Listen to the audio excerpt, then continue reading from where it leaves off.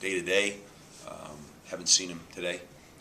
Saw him yesterday, and so I don't like to comment too much on injuries, but obviously we all know that he got dinged in that game, and just have to wait and see.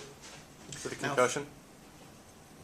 I don't know the details yet, whether it's exactly what it is. I guess that word is kind of it's broadened now, so I'm not sure exactly what the final diagnosis was. I think I'll probably get some more idea of that today. For you, do you kind of feel sorry for him in a way? Like, here's a guy who's had a lot of injuries throughout his career, and he really dedicated, himself this season to be injury-free. Then it's the hamstring, and now it's the head injury. It's football. It's just football. It's what football is. Talk to Derek Dennis right now. Went from a knee to an ankle to a neck to talk to Pat Boyle. Got hit on a nerve in his calf, lost the feeling in the lower part of his leg, took a week to get the feeling back. Talk to him. Talk to everybody. It's football. Everyone in the country is banged up, dinged up. Sometimes they're severe enough to keep you out for a game. Sometimes they're severe enough to keep you out of practice for a week. Sometimes they're severe enough to keep you out for 2 days. Talk to Matt Brown. I think Matt Brown's been banged around a little bit, But, it's football. It's the way it is. There's no significant injuries here yet.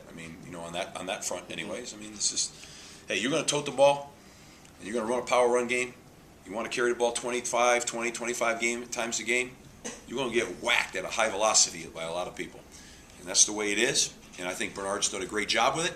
He knows it. It's what it is. No big, I don't want to, nothing, at least at this point, nothing's been of a severe nature. It's really been a part of ball. And so, knock on wood, right? You don't want to have that conversation when there's a career-ending injury, or maybe a 3-week injury, or something that's going to really, put a damper on it. And that could happen too, unfortunately. But that's not been the case. So we've been lucky. We've had some other guys that have had season-ending injuries, and that's a shame. But it's all part of the game, It's all part of the game. So you just deal with it, and you know that each week you're going to have to bounce back from. Coyer got rocked around pretty good too, and he's walking around. He hadn't been hit like that in a while now, But it'll be fine. It'll be fine. Other than the injuries. About putting Coyer in, did you even think about that, or just take him that long to maybe get to the point where he convinced you in practice that he could do it? I've had that mindset for a while,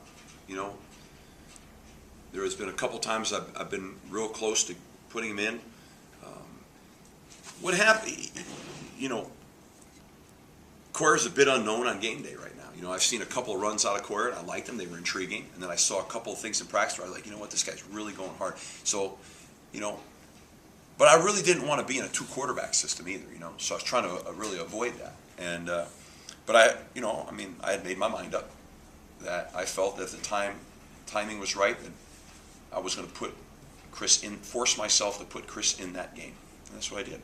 I was putting Chris in that game at that point in time.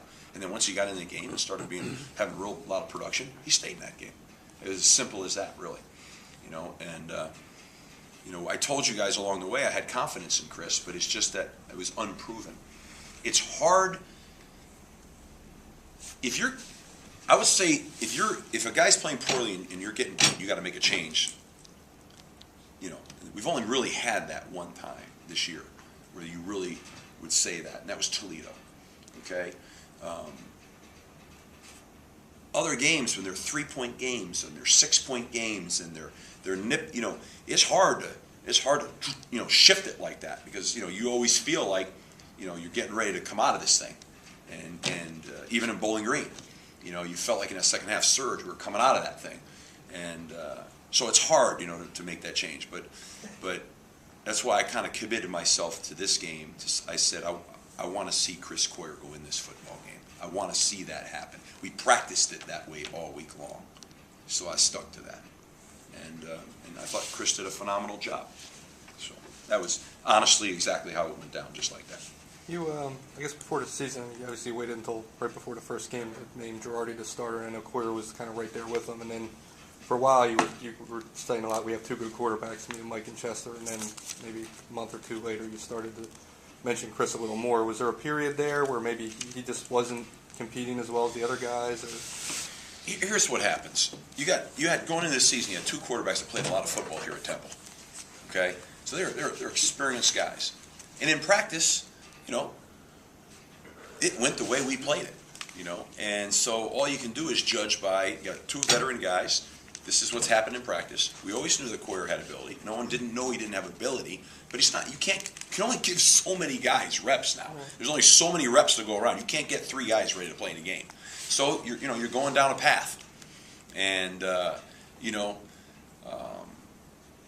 and I think all the decisions made, because I'd tell you if they weren't. If I felt like, I would tell you.